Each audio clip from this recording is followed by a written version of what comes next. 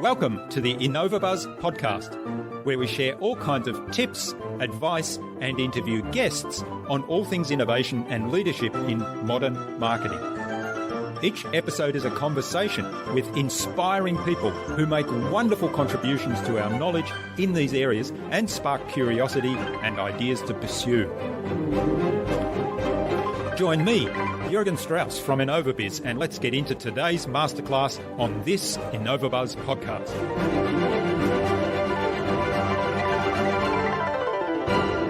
Anything that makes you think outside the box, can make you creative.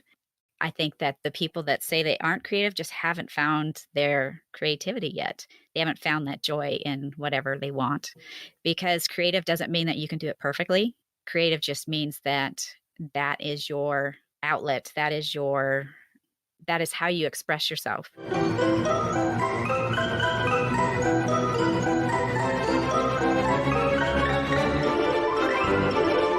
Hi there, innovator. It's great to be back with another episode. I hope you've had an awesome week so far. I trust too that you enjoyed my recent conversations with Joel Kletke of Case Study Buddy and with Emmy Award-winning producer and director Nick Nanton. I'm really excited to have on the InnovaBuzz podcast today as my guest Heather Lee Dyer, who is the award-winning author of the young adult science fiction series Recycling Humanity and the Delta Fringe series. And she's also author of the non-fiction book Creativity Over Perfection. The World Needs Your Book. She's also a poet, a space enthusiast, and a fangirl of most things sci-fi, romance, and paranormal. Heather's had a really interesting background. She was raised in the mountains of Montana on a hippie commune. Her mother worked for the Apollo program. And today Heather's just as comfortable hiking in the mountains as she is exploring the downtown streets of the large cities that she visits. She's loved writing from a very early age and says that we should all focus our energy on what brings us joy. A quick promotional message from our sponsor, InnovaBuzz, where we help coaches and consultants build professional credibility, engage their target audience, and connect with their ideal clients. Now, to get absolute clarity on who your ideal client is, have a look at our Marketing Master mini class. In less than 30 minutes, you'll gain absolute clarity on who your ideal client is and how you can communicate with them to build and strengthen an enduring, engaging relationship. Access the Marketing Master mini class at innovabiz.co/Marketing Master. It's completely free and you don't even have to give away your email. In our discussion today, Heather talked to me about how to get started with anything by focusing on the joy rather than the imperfections. We talked about mind mapping and using mind mapping in particular to outline a book or any project for that matter. And she shared her view that everyone is creative in their very unique way and told us how to amplify your creative strengths. Without further ado then, let's fly into the hive and get the buzz from Heather Lee Dyer.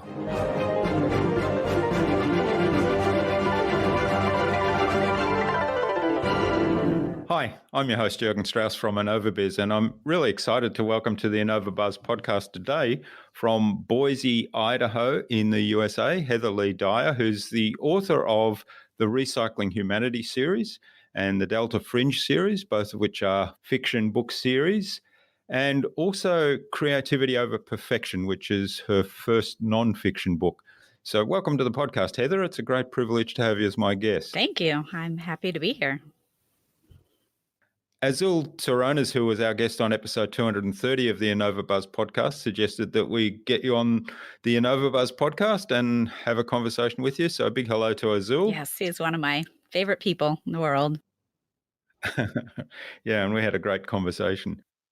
Now, you've got a really interesting background. You spent a large part of your childhood in a hippie commune in the mountains of Montana, and your mother had a top secret clearance in the NASA Apollo program, which is you know pretty impressive that she managed to do that at the same time living in a commune. So it's given you a you've said that it's given you a diverse love for nature, space travel, tech, and all things reading and writing, and that you believe everyone is creative and creativity is a necessary part of our lives. So that really fascinates me, and I'm looking forward to digging into that some more today. But before we get on to that, tell us a little bit more about your background, in particular how you discovered your love of writing and how you ended up writing fiction novels. Well, as you said, I was raised on a hippie commune, so we had a lot of freedom. My mom had just quit her job at NASA. She worked on the Apollo 1 program and moved us. We each had a cabin up in the mountains. We had 93 acres. I was between the ages of 4 and 10 while I was up there. I had all the freedom to just wander as long as I had my bear whistle on so that in case of emergency, they could hear us. I learned to read and write up there, and in our cabin, we had a ton of books and mostly science fiction, fantasy, some mystery, and we read a lot. She taught me to read. I was reading by 4, and I loved reading. And because I had so much freedom, I think I was kind of what they would describe as a wild child. They probably these days would have put me on some medicines. So to keep me under control every night, she would have me write out in a journal of what I did, what I saw, what I smelled, what I did during the day up in the mountains. I had like a favorite tree that I would go play, make pretend games, that kind of thing. So I was journaling at a young age, and then started into poetry once we got into school. They taught us about haikus and all that in first and second, third grade. So I have been writing all my life. She was a single mother, so she would take classes at universities as she could. So whenever she went to class, I went to class with her because there was nowhere Hmm. else for me to go. So I just sat in the class and listened, and most of them she had a major in communications, so there's a journalism major. And so a lot of my poetry got published in these little journals that the universities put out because I was always there and writing, and I loved it, and it kept me under control, kept my anger. I guess I was an angry child, just running around, I guess. So I loved reading and writing. Then we had to move out of the mountains, and I had a horrible experience at a school in third grade where the teacher thought I was dumb, basically, and unteachable. It Hmm. was a country school where they combined like fourth through sixth grade, and her son was in my class. So I got picked on and beat up a lot because I was a dreamer. I was going from all this freedom to a classroom setting that didn't allow that freedom. And my mom finally took me to the school board, and the school board sent me to a psychologist or some specialist who did an IQ test on me and found out that both my parents had IQs of over 160, and I had an IQ at age 9 of 145. So the teacher was not very happy because she was proved wrong. And Yeah. life got worse for me after that because she was Hmm. reprimanded. And I was beat up so bad one day that we actually moved to the big city of Missoula, Montana. And anybody from the area knows it is the big city, but it's not very big. But I loved it there. And it was a healing time. it took a while. I stopped writing. I stopped dreaming. I stopped doing my poetry after the whole incident at the other school. And it took a while for it to come back.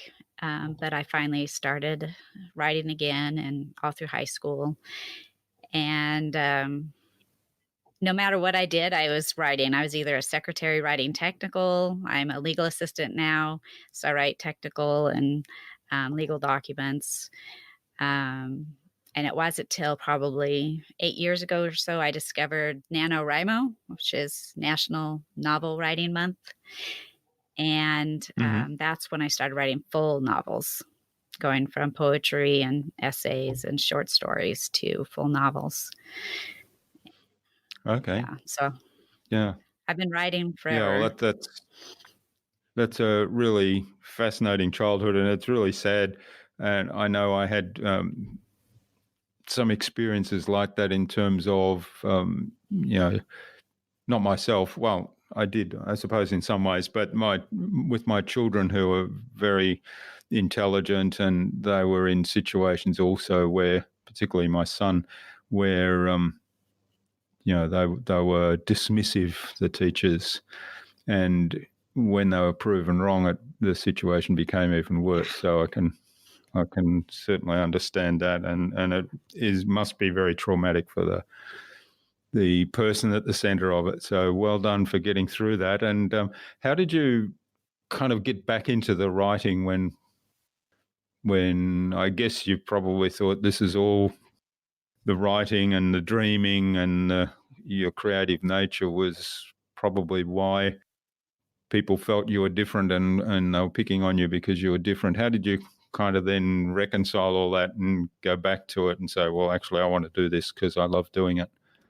Yeah, it's difficult because I don't think my story is too unusual from other people. Other people have issues throughout their life, events in their life, people in their lives that kind of squelch their creativity.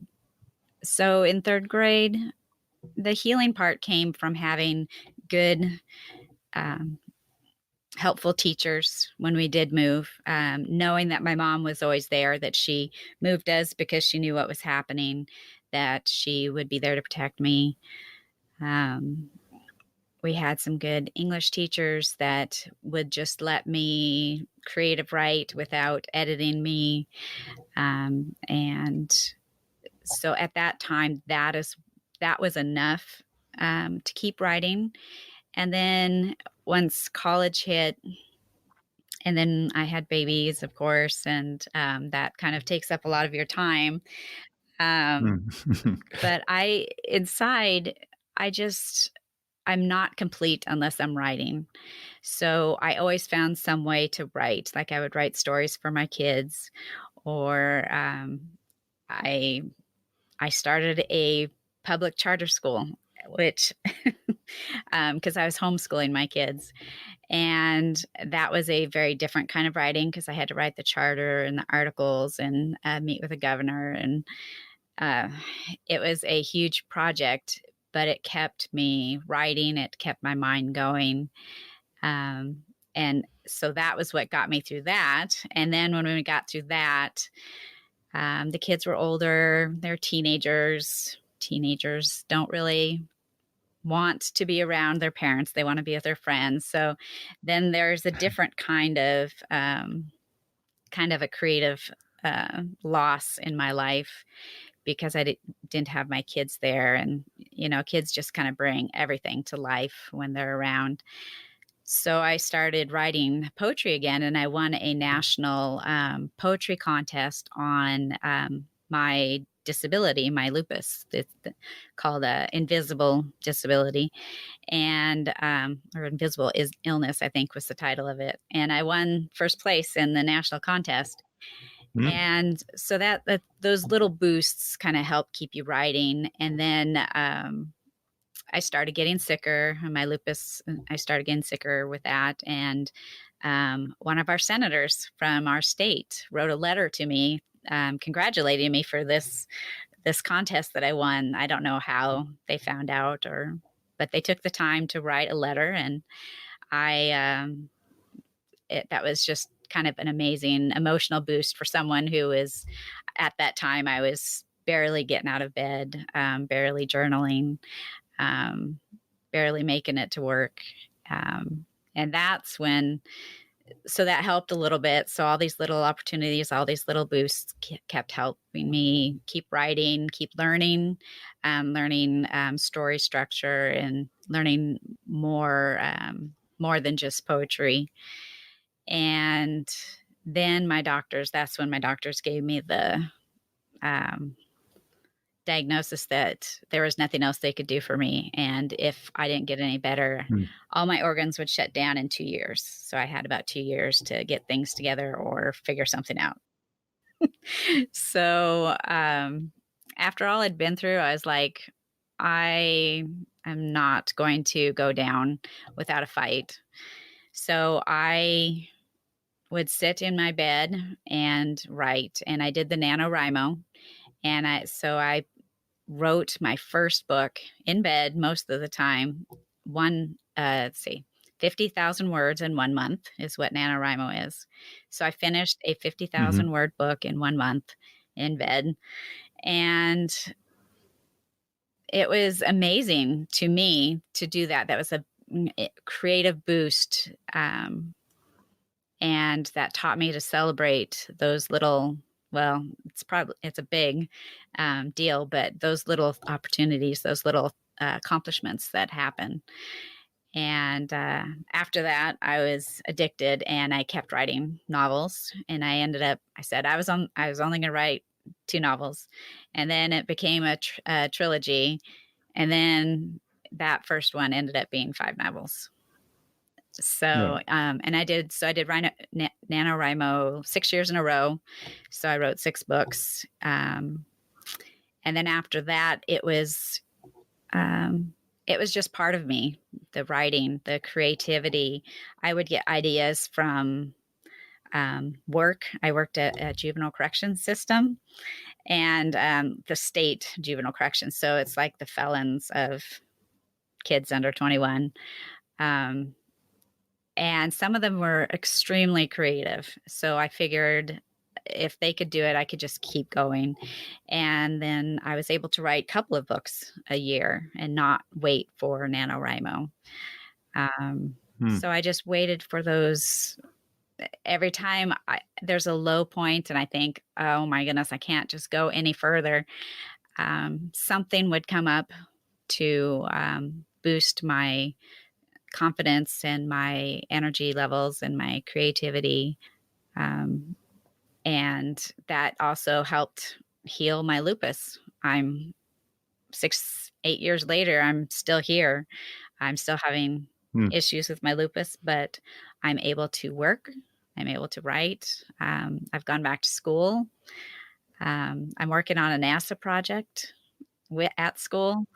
So I found if you can find those things that interest you, that just make you, I don't know if do you guys have the show Marie Kondo over there? We do. She's quite famous here as well. I don't agree with the whole book thing. As you can see behind me, I have millions of books, and she limits that. But she does. I do like how she says that everything needs to bring you joy, needs to bring you. And I think that's the same way with whatever creativity you may possess in your business. Every business needs creativity. You can't be run an entrepreneurship or a business or any kind of brick and mortar or online business without creativity. And you need to find the one that gives you joy, because of times like I've gone through, and I know there's many others out there with other diseases, other abusive situations, other events in life that happen that can try to stop you in your tracks. And there are many, many times that I have thought, I just going to lay on the couch and give up. And something else comes along to encourage me, Azul has been a big part of that too this past year. I've had a rough year with my lupus, and he's the thing that the universe or whoever you believe in sent me this year to keep me going. Hmm.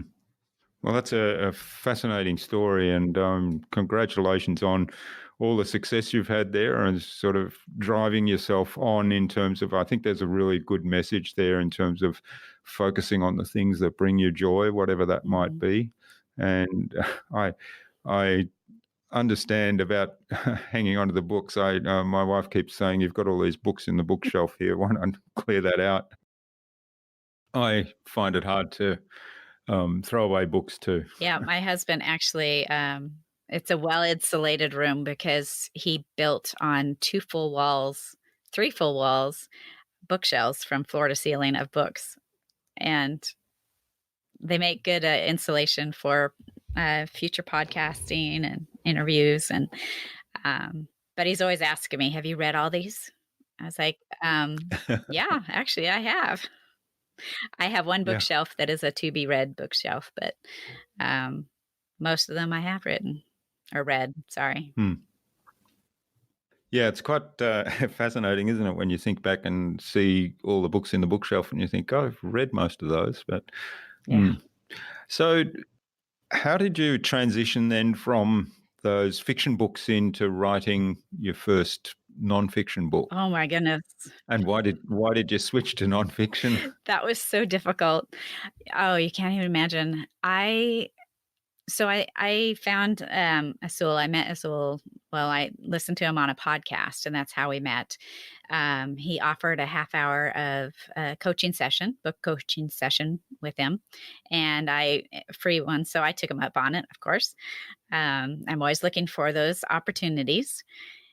So in that half hour that I talked with him, and before that, listening to the podcast and what he had to say he was talking about creative writing and his nonfiction book.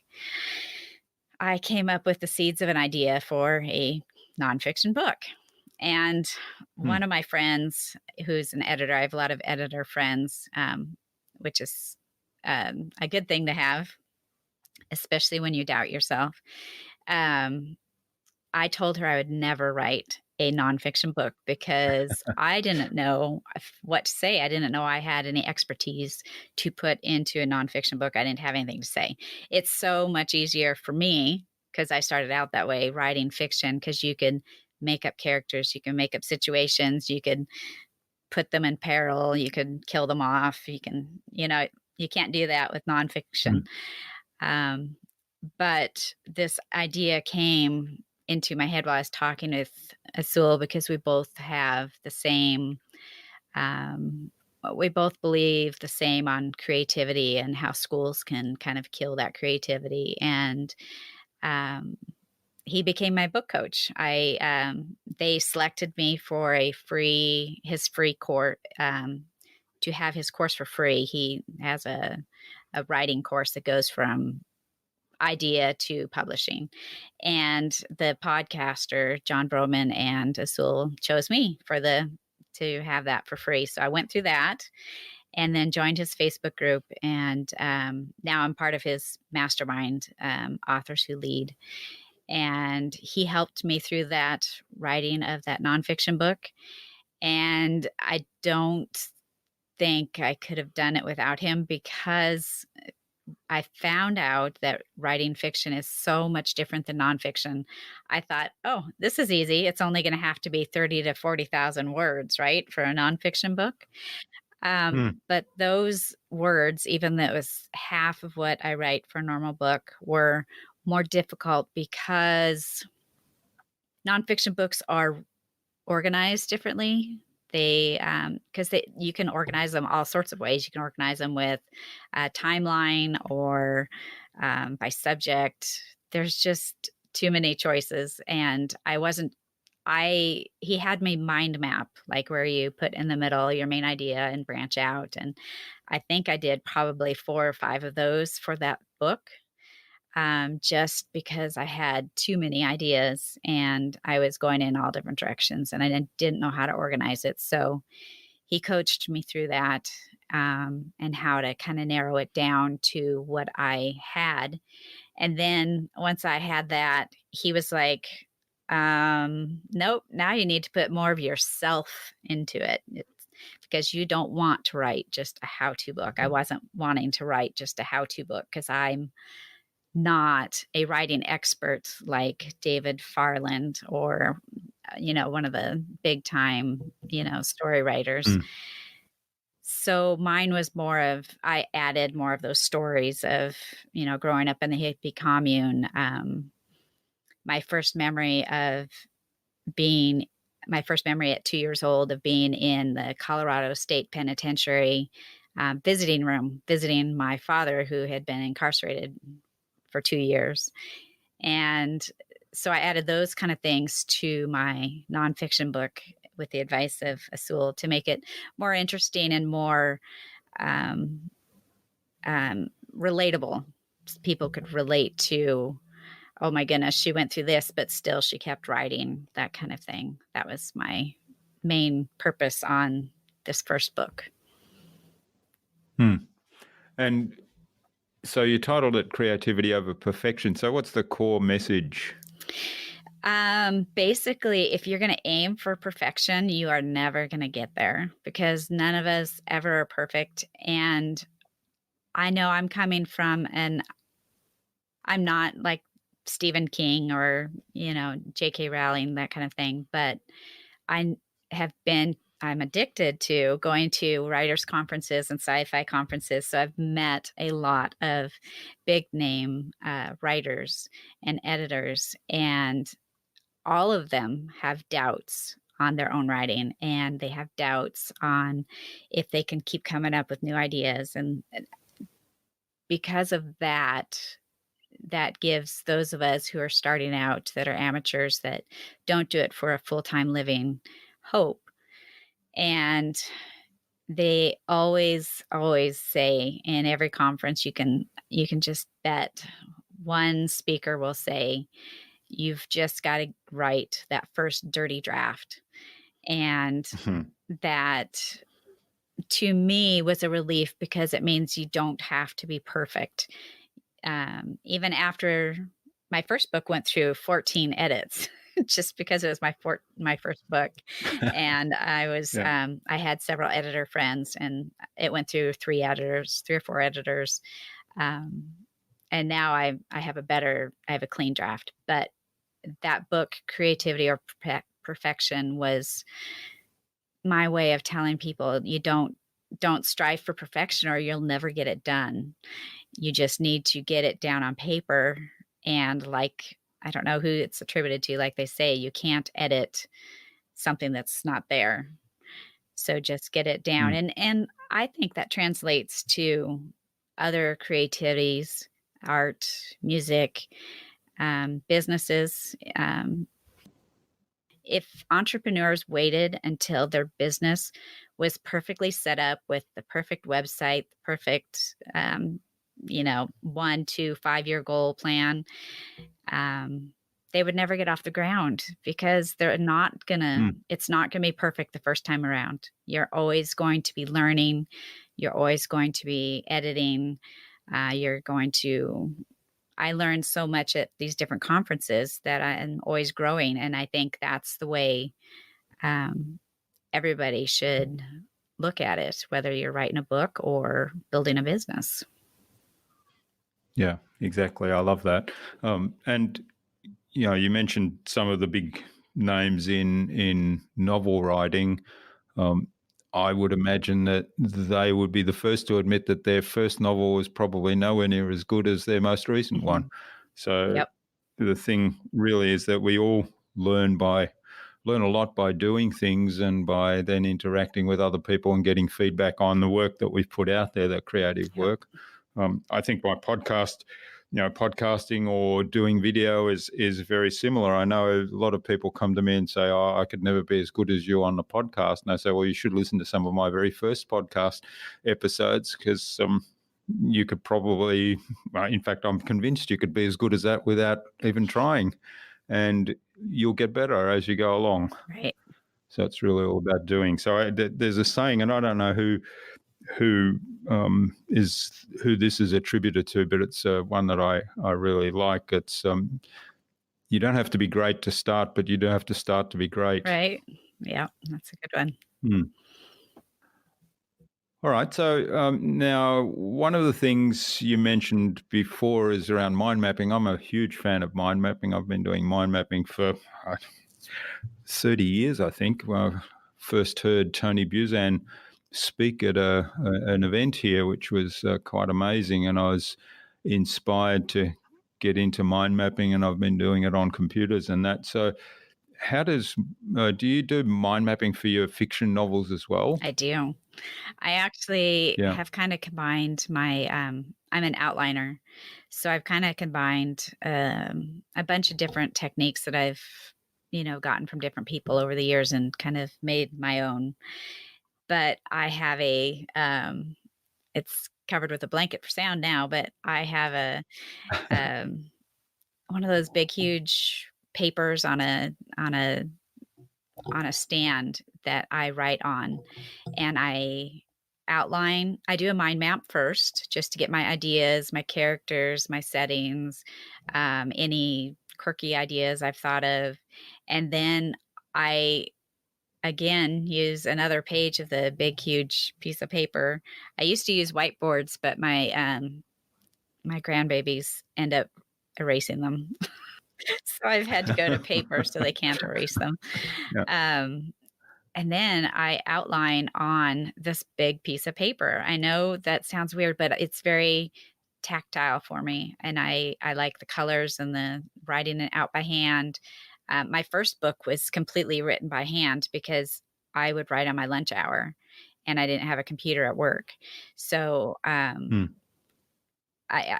I use computer for writing, but I always start with the mind map and a written outline for like kind of a like they use for scripts, more of a script outline with the except I use 4 boxes instead of the 3 that they use. But and then that translates. Then I use a program called Scrivener, and I put my ideas and outlines in that.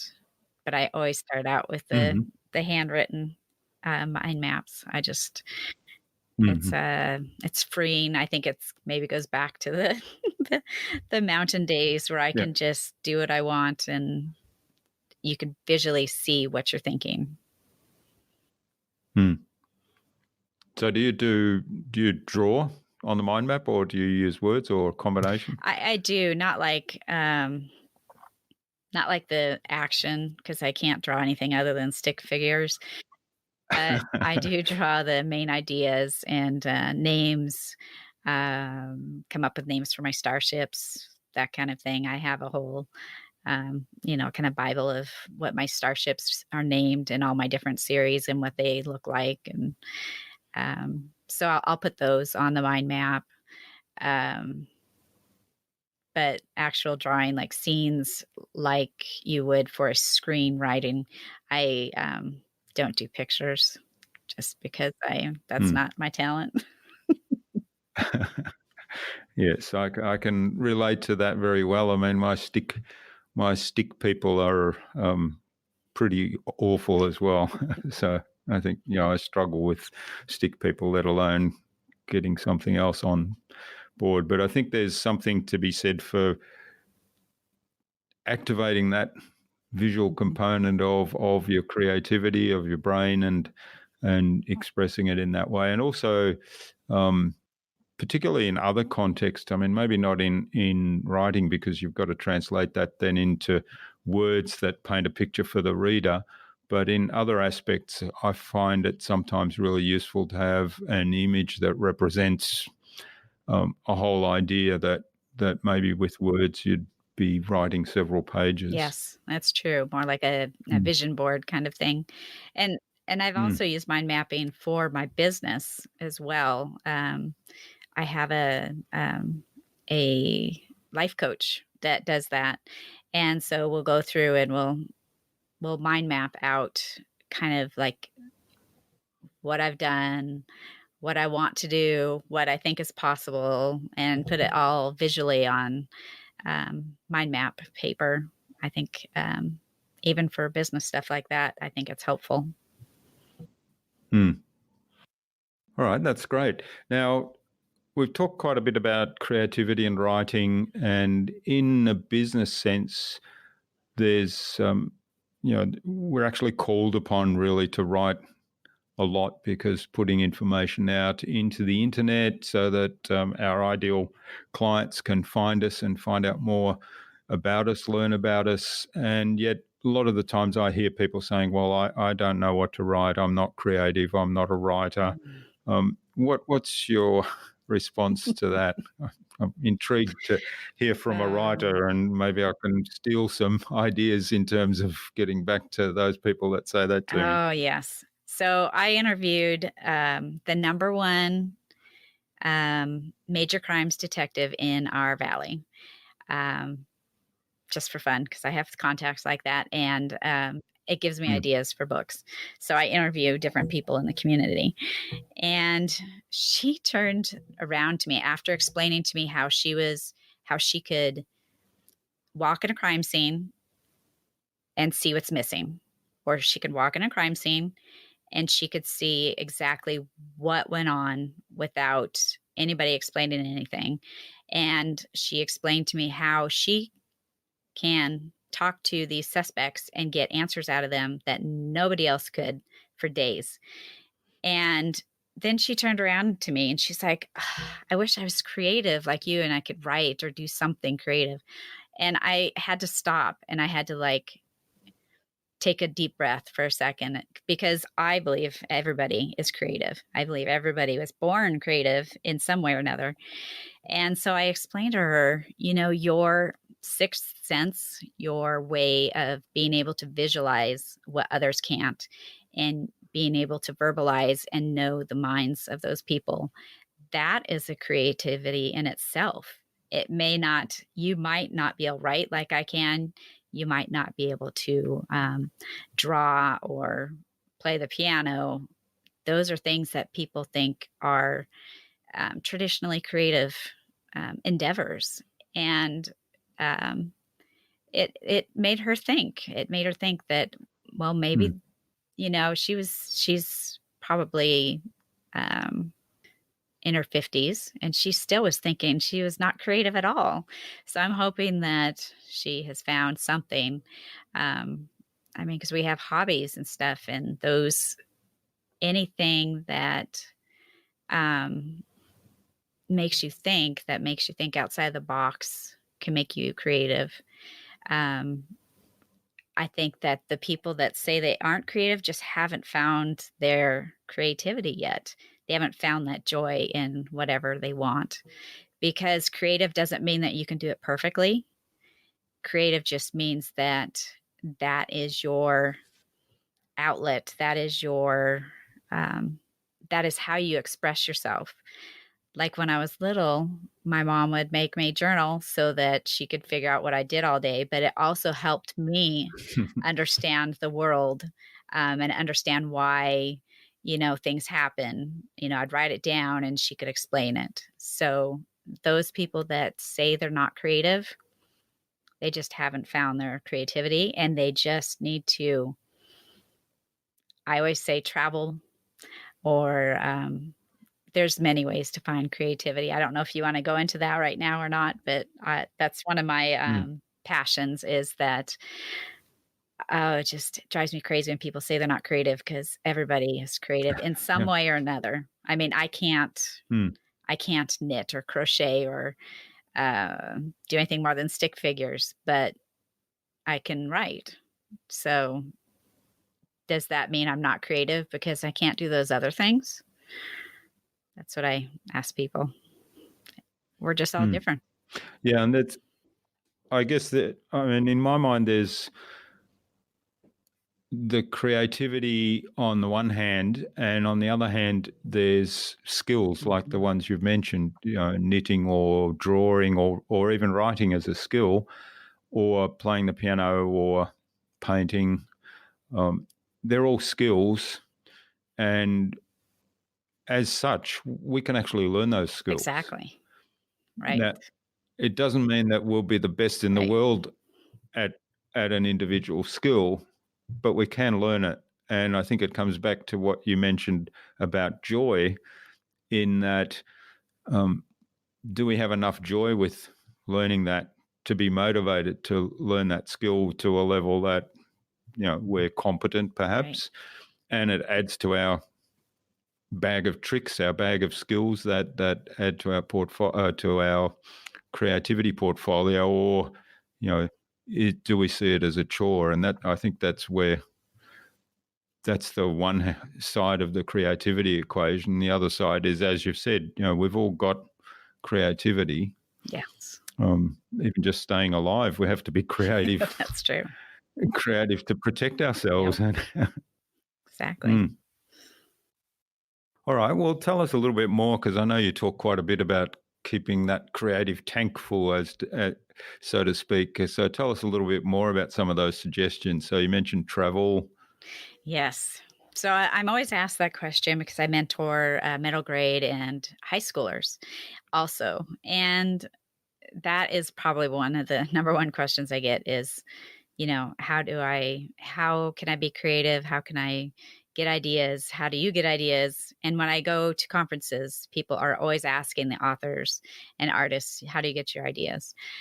And that's where Azul and I agree on writer's block, that writer's block is not a lack of ideas. It's you have too many ideas, you don't know what to do with them kind of thing, kind of a blockage, and you got to get them out. So travel is one that I have discovered in the last couple of years. I've gotten addicted to traveling by myself, because that way I don't have to worry about, and my husband doesn't like traveling anyway, so it works out pretty good. I can write while I travel. I can talk, just walking down the streets. You notice more when you're by yourself. I can go to museums and places that would inspire me creatively, but my husband probably wouldn't want to go to. I like to visit space centers and space museums because I write sci-fi, and that's why I've joined the our university NASA microgravity team, because at the end of it, we get to go to a NASA space center. So Oh, wow. hopefully I will be one of those 6 selected for that. And those kind of things, depending on what your creativity is, doing anything new, or especially something maybe opposite or different than what you do, I found has inspires creativity. As a writer of science fiction space opera, it's not like I can go out in space and just, hang out Yeah. there. So I just do things that, activities that I would not normally do, visit coffee shops or businesses in the area or in the surrounding areas, take little trips, and just discover new things that make me think, or make me, that joy factor again. And then I can relate it back to my space. Like the second series that I have, the Delta Fringe series, she's a coroner's daughter. So I had interviewed our county coroner, our county coroner. They actually spent 4 hours with me, took me around the whole coroner's office, the autopsy rooms, the freezers, they have a whole investigative team and anthropology lab. And it gave me great ideas on my character, how to write the book, how I was going to move it forward. They had told me stories of investigations that they had gone through, like closed door mysteries kind of thing. And so in every book in my Delta Fringe series, I add 2 mysteries to that. So that was one way of, I don't think I would have ever written a book about a coroner, if I hadn't experienced that. And obviously that's not, I don't work for a coroner. I just have contacts there. So I knew people there that would help me out. So just getting outside, that's why travel is a big one, obviously. But if you can't afford to travel, travel and experience things in your own city or area that that you can. It just gets the mind flowing, your creative juices flowing, and then take notes on what you hear, what people say, conversations that might be interesting.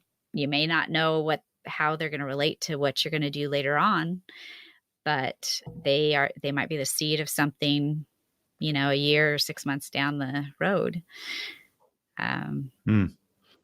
So when you do something like that, and you talked about taking notes, how do you take notes? Do you have a little notebook and write them down, or do you use a recording device? I do. I have probably a million notebooks. I'm exaggerating, but my husband thinks I do. Yes, I write. I always, always, always have a notebook with me, and I don't carry a purse anymore. Because I always have a notebook with me or a book to read while I'm, in a doctor's appointment or something. So I wear a backpack everywhere I go. That's my purse now. And now that I am going to the university, I fit in. Because before, everybody thought I was just like, worker, because I wasn't like a briefcase. I just went straight to the backpack, so it's easier on my back. So I take a notebook everywhere. I've gotten better over the years at just using one notebook and writing notes throughout the year, one notebook per year, because I had like 3 or 4 notebooks at a time going. I thought maybe I should do by subject. I should just have a notebook for reading and notebook for writing and notebook for traveling.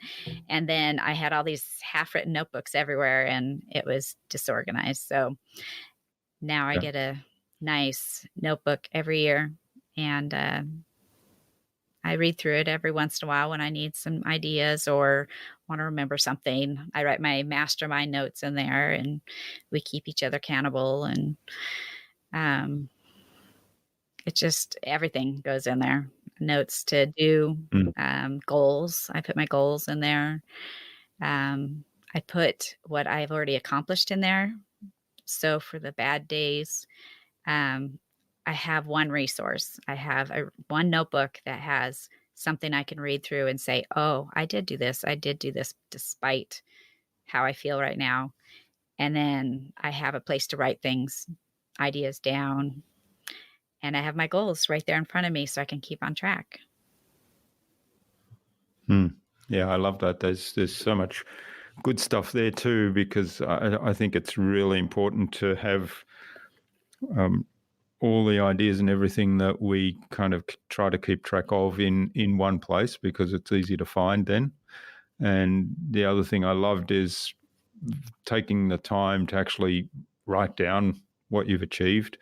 And, in doing so, it's kind of a mini celebration, but then it lets you go back and reflect on that when you are in a situation where you think, oh, today was a waste of time, and you feel like beating yourself up because you haven't done what you set out to do, or maybe you're not feeling well, or whatever it might be. But then you can look back and say, well, there's a hell of a lot of good stuff here that I've written down that, Yep. unfortunately, our mind kind of suppresses that in that moment. It does. So it's good to remind ourselves. Yes. Well, this is great. Heather, I could go on for ages on creativity, and I think we've touched a little bit on some of the lessons in business, but it's probably a good time now to move on to the Buzz, which is our innovation round, and it probably is a little bit more business oriented now, but it's designed to help our audience, who are primarily innovators and leaders in their field, with some tips from your experience. So I've got 5 questions, and hopefully we'll get some really insightful answers that will inspire people to go and do something awesome today. Well, let's hope So so. you ready? Yes, I'm ready. Yeah. So the number one question is, what's the number one thing anyone needs to do to be more innovative?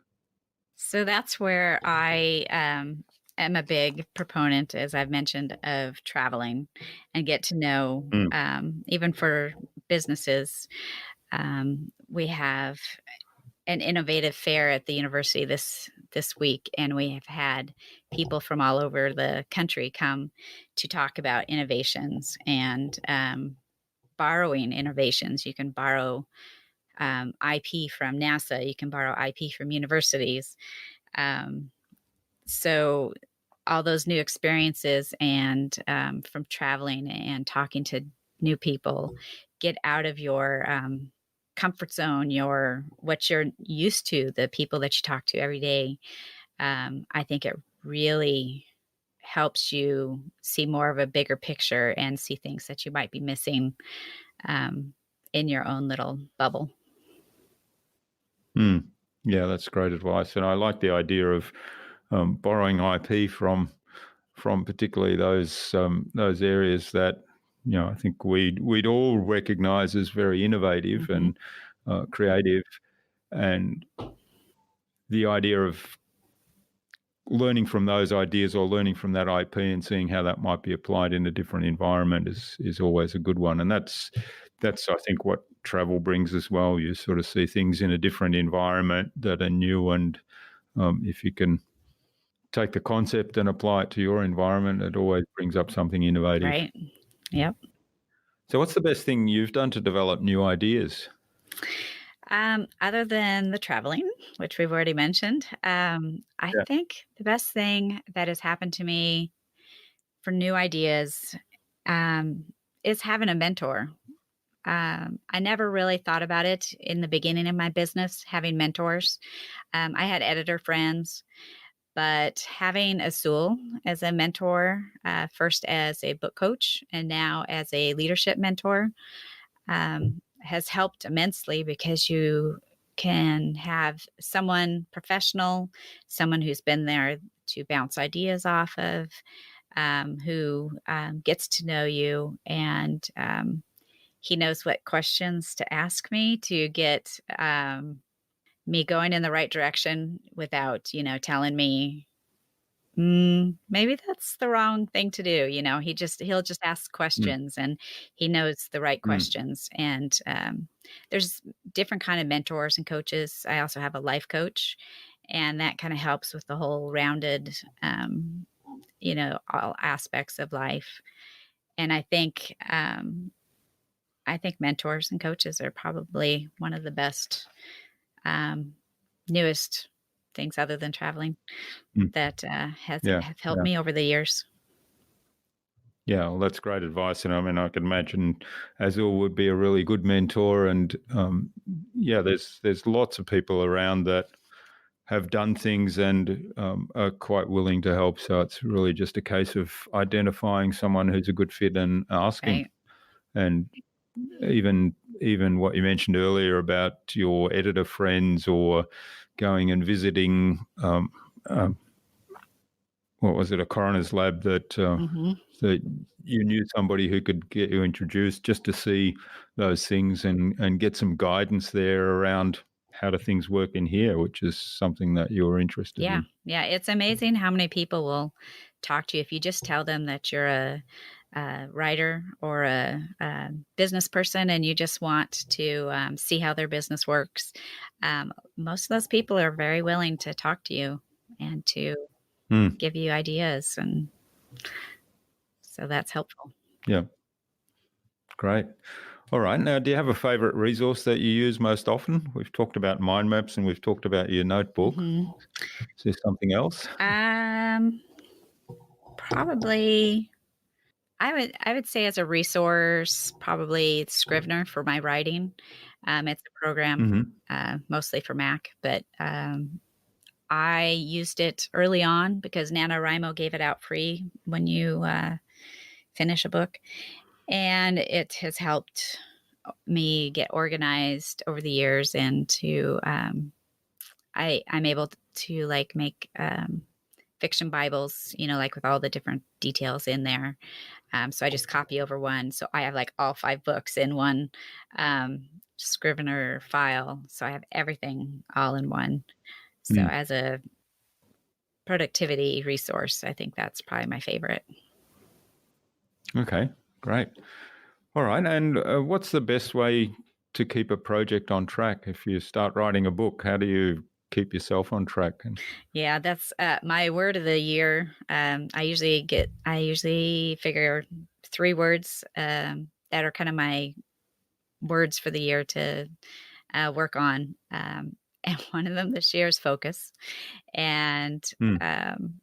because you can go on rabbit trails, especially as a writer or a business person, because you see the next shiny book you want to Yeah. write or the next business that you want to start. And I think focus is the best way to keep yourself on track. Keep reminding yourself what you are trying to accomplish. Maybe even having to niche down smaller so that your idea or your business is more focused, so that it is more manageable, um, so that you can keep on track. Because if you have something that's huge and unmanageable, um, you're going to just be running in circles. Mm. Yeah, there's lots of good advice there. And of course, focus, the power of focus. I've written quite a few blog posts on that. And each time when I kind of have this intense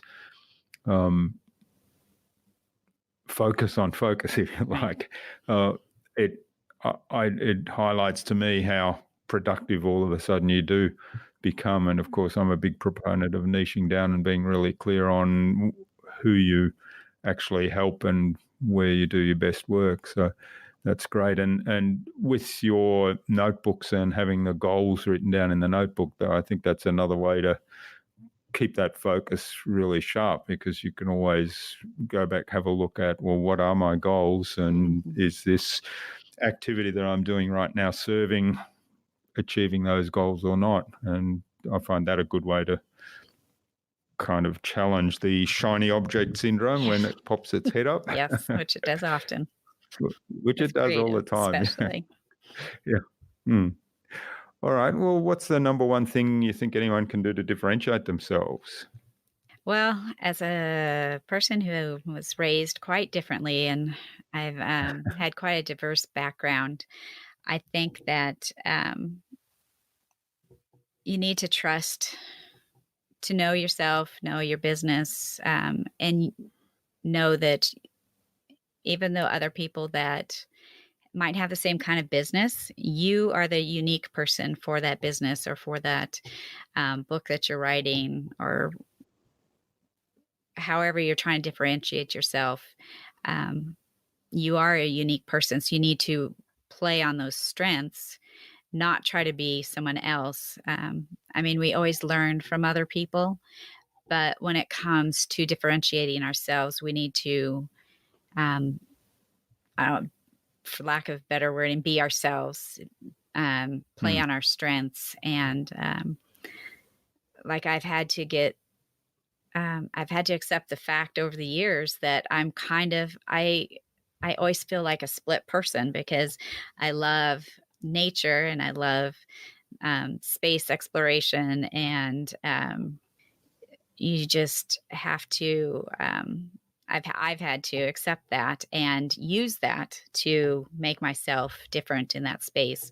I write young adult science fiction space opera, and it's a very, very, very small niche, and my goal is to grow it. And I think that the best way for me to do it is to make sure that I'm being true to myself, and to a lot of people um, write for the market, and I am I can do both, and but my heart is to differentiate myself by growing that small niche because of the diverse past that I do have and the experiences that I have had that are different than the person next to me, you know.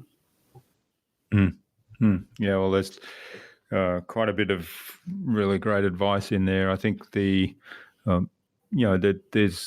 a lot of value in looking for models and learning from models. And you mentioned mentors earlier, that the value they can bring to you as a person and in business, but at the same time, using those learnings to play to your own strengths rather than trying to be that other person. Right. Yeah. Which I always find amusing when people kind of go down that path of trying to be like somebody else. And I think that must be so draining. Right. To constantly, Try to be because someone they're else. like an actor. Yeah. Yeah, they're like an actor 100% of the time. Yeah. Yeah. I can't imagine. All right. Well, thanks, Heather. This has been really great. Now, where can people find out more about you and maybe even get in touch to say thank you for what you've shared today? Well, I have a website, which is www.heatherleedyer.com. Apparently, there's a lot of Heather Dyers out there that write, so I have to put my middle name in there. Yeah. I'm also pretty active on my Facebook author page, Heather Lee Dyer, YA author, and Instagram is Heather Lee Dyer. So they're all pretty easy Okay. And to find. we'll put links to all of those in the show notes as well, so people can just click straight through. Thank you. Now, what parting advice would you leave our listener, in particular to business owners who want to be a leader in innovation and perhaps be more creative? We've gone through a lot in this time together, but I think perseverance is probably would be my parting advice, because you can't give up. If it's something that brings you joy, that you know that you're wanting to do, and you're looking for innovation or you want to be a leader in your field, you can't give up. The only difference, and I don't know who said this, it's probably been attributed to several different people, but difference between people who succeed and those who don't succeed are the ones that do succeed didn't give up. They're not necessarily more brilliant or more special than anybody else, but they just didn't give up. So that would be my parting advice, is just keep going. If it's something you're believing in and it's in your heart and gives you joy, just keep going, because life is going to happen and you're going to have to just push through it. That's right. And I think, you touched again on the aspect of joy there, which I think is a big one and big value of yours. And I think there's great value in asking yourself that question. We talked about Marie Kondo before. Does it bring me joy? And when you're doing things and, you're pushing through some issues you might be having in terms of setbacks, to have that perseverance and ask that question, well, this brings me joy, so I'm going to keep going. Yes. Great advice. All right. Well, finally then, Heather, who would you like me to chat with on a future InnovaBuzz podcast, and why? My friend Amanda Turner, because she's a New York Times bestselling author of humor books and travel humor books. But not only that, her and her husband are they're going to be launching a new business soon, and it's very I think they're going to call it The Business of Us, and it should be up in the next couple of weeks, I think. And it's to help other business people, other entrepreneurs, kind of I don't know if you could call it a holistic approach to business. The whole aspect of every part of your life needs to be addressed if you're going to be successful in business. So I think their idea is amazing, and they're very motivated, amazing people with her travel books. She gets paid to travel with her family and then write books. So she's she's a very multifaceted, amazing person. Okay, well, I will get an introduction from you to Amanda, and look forward to having her on the podcast because it sounds fascinating. Getting paid to travel and then writing books about it, that sounds something that would bring me joy. Yes. So, Yes. Look forward to having a chat with her.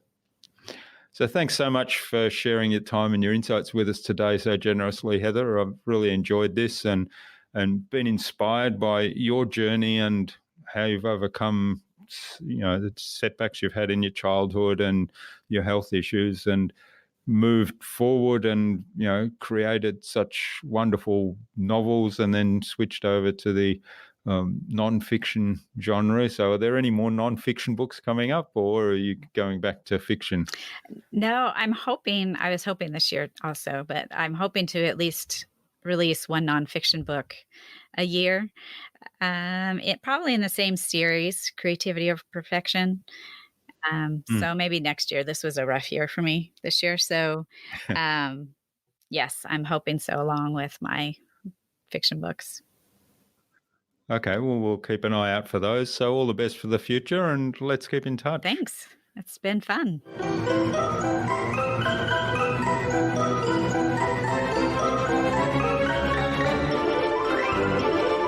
I hope you enjoyed that insightful and engaging conversation with Heather and took something away from her episode.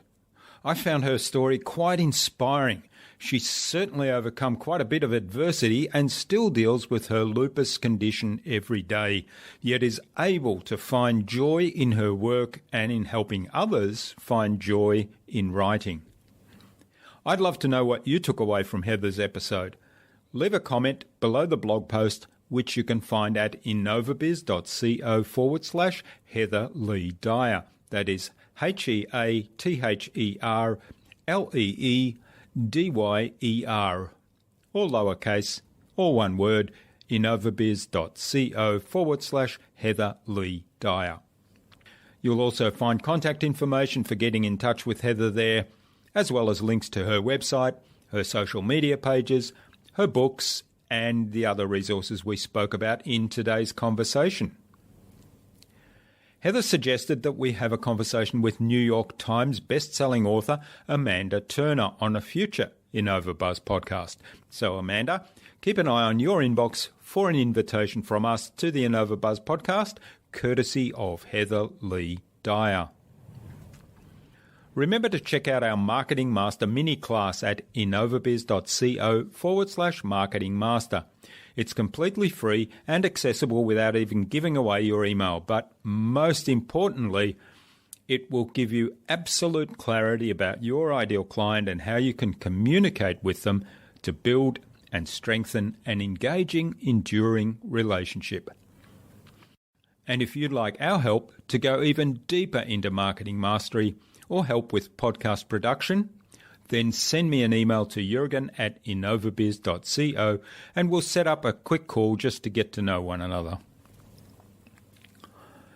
Tune in again next week to the InnovaBuzz podcast. We've got some more fantastic guests lined up, including Bob Dick, a change consultant, and Richard Everett of Everett Coaching. Stay connected with us by subscribing to the InnovaBuzz podcast at innovabuzz.com/subscribe. innovabuzz.com/subscribe. Make sure you never miss another episode. It would also mean a lot to me if you leave us a review because what you think matters. I'd love to hear your thoughts, your ideas, your suggestions, or questions you have, so go ahead and share them in the comments below the blog post for this episode. Until next time, I'm Jurgen Strauss from InnovaBiz. Remember, be awesome and keep innovating.